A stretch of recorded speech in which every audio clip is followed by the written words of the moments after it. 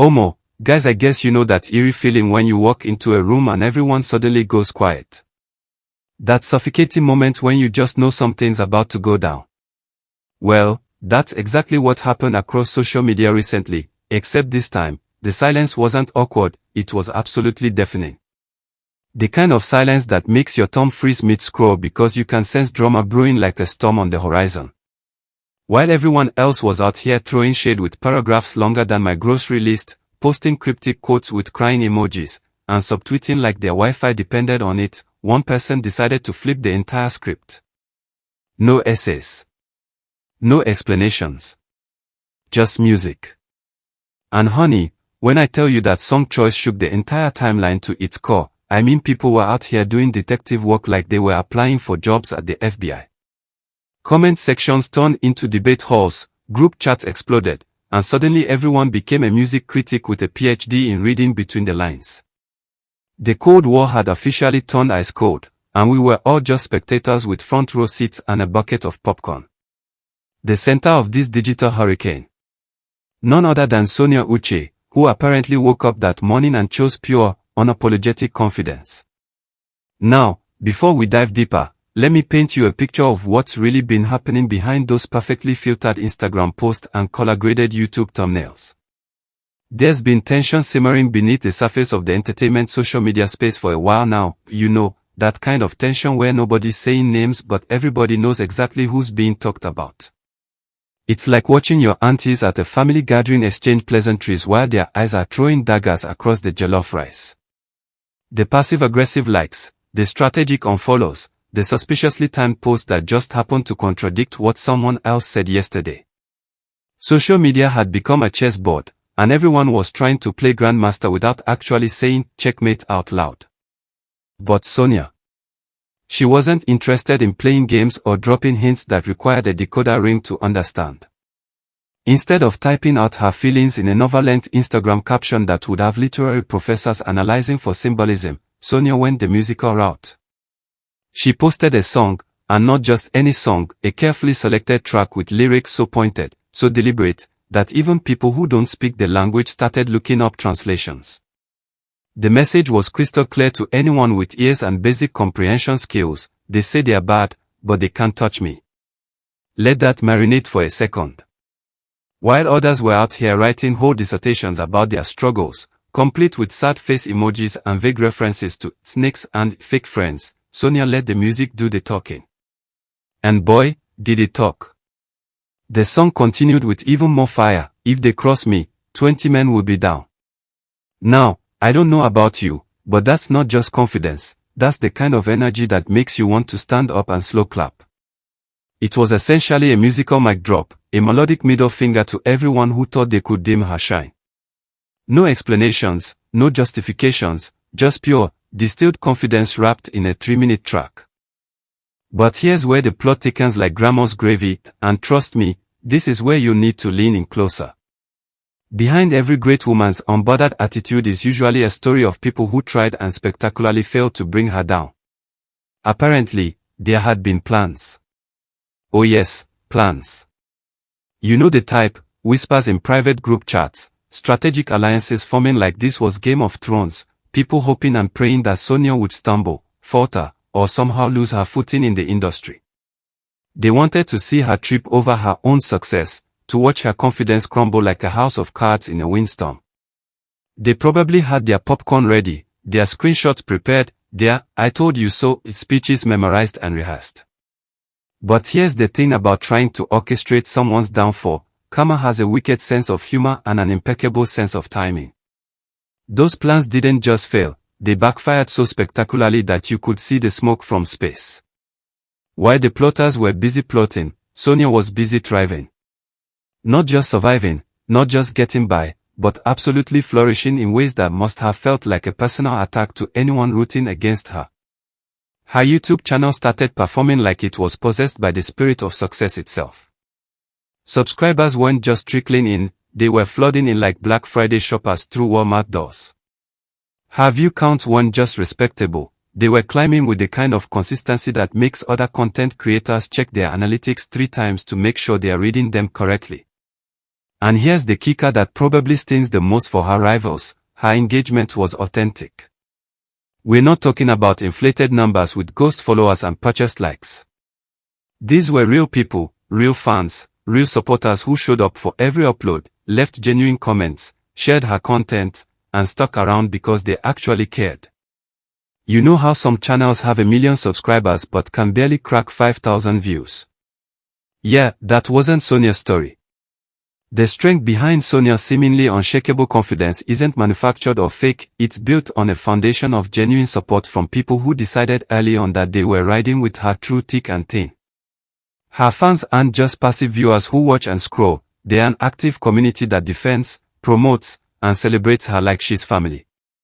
They're the type to set reminders for new uploads, to share her content across multiple platforms, to fight battles in comment sections that Sonia herself doesn't even know about. When someone tries to come for her, her fans show up like the Avengers assembling, ready to defend with receipts, timestamps, and screenshots going back to 2019. This kind of loyalty isn't bought with algorithms or fancy marketing, it's earned through consistency, authenticity, and giving people something worth supporting. While others might be chasing trends and trying to figure out what the algorithm wants, Sonia built something more valuable, a community that genuinely cares about her success and sees her wins as their wins too. So when that song dropped and those lyrics hit the timeline, it wasn't just Sonia speaking, it was a collective statement from everyone who had been watching the silent battles unfold. The message was clear: you can plot, you can scheme, you can hope for downfall, but when someone is genuinely supported by real people who have their back, your negative energy bounces off them like water off a duck's back. The irony is almost poetic when you think about it. The very people who tried to orchestrate Sonia's decline ended up being the architects of their own irrelevance. By focusing so much energy on bringing someone else down, they took their eyes off their own game. They forgot that success isn't a finite resource where someone else's win automatically means your loss. They could have been minding their business, growing their own platforms, building their own communities, and creating their own success stories. Instead, they chose to obsess over someone else's journey, and in doing so, they made themselves forgettable while making Sonia even more memorable. The numbers don't lie, and they certainly weren't being kind to the opposition.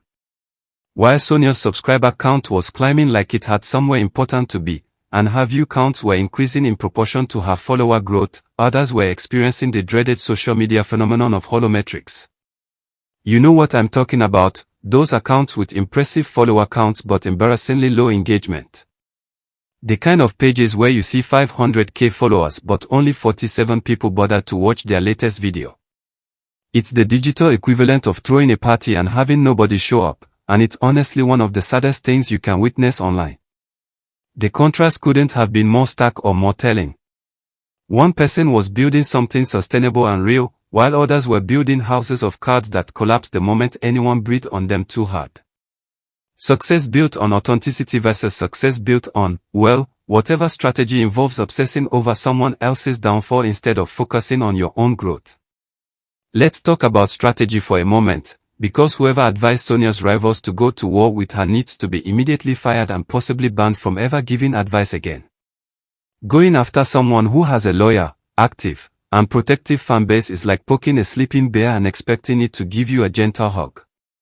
It's not strategic, it's social media suicide.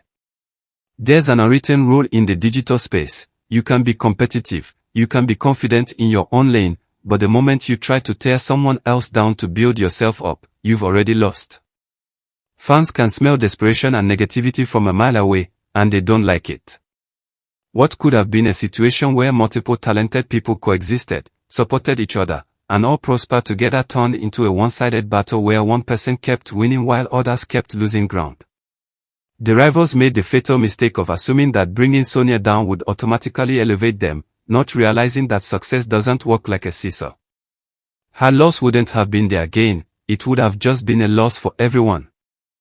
As the dust settles and the song's message continues to echo across timelines, there's a bigger lesson here that goes beyond one person's success or another's miscalculated strategy. Authenticity wins. Community wins. Focusing on your own growth instead of someone else's downfall wins. Sonia didn't need to write essays explaining herself, defending her position, or engaging in back-and-forth drama that would have fed the algorithm but damaged her peace of mind. She simply let her work speak, her numbers prove, and her community protect. Meanwhile, those who spend their energy trying to orchestrate her failure have nothing to show for it except the embarrassment of watching their targets soar higher while they are stuck explaining why their grand plans resulted in absolutely nothing. It's almost Shakespearean in its dramatic irony. The hunters became the hunted, the plotters became the punchline, and the person they tried to bring down became even more powerful because of their attempts. So here's where you come in, because this story isn't over, it's actually just getting to the good part. Sonia Uche's movie, The Bridge Between Us, is currently sitting at 1.9 million views, and there's a collective mission to push it past that 2 million mark before her next release drops. This is your moment to be part of something bigger than just watching a movie.